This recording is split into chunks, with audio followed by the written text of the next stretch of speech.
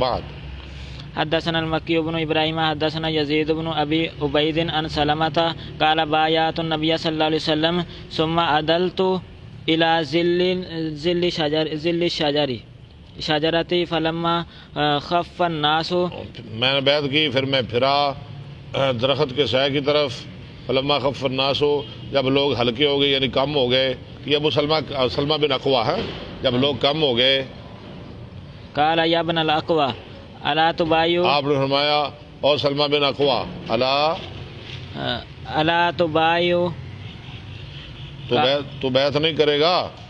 قال قلت قد بايعت يا رسول الله صلى الله عليه اس وسلم نے کہا میں نے کہا اللہ کے رسول میں نے تو بیعت کر لی. وأيضا فيه بعت نہیں لفظ چھوڑ رہے ہیں، قال وأيضا کالا چھوڑ رہے ہیں آپ. کالا آپ نے فرمایا وائزن، دوبارہ پھر ایزن میں نا اسی طرح یعنی دوبارہ یعنی ایک اور بیعت کرو. یعنی سلمہ بن اقوا کی یہ فضیلت اور شان ہے. اللہ کے رسول نے صحابہ سے ایک دفعہ بیعت لی، سلمہ بن اقوا سے 2 دفعہ بیعت لی. فبايعته الثانية میں نے دوسری دفعہ بیعت کی. فقلت له يا أبا مسلم على أي شيء كنتم ابو مسلم تبايعون کنیت ہے سلمہ بن اقوا کی. تم کس چیز پر بیعت لے رہے تھے؟ يومئذ قال على الموت. چلے موت پر. حدثنا حفص بن عمر حدثنا شعبة عن حميد قال سمعت أنس بن مالك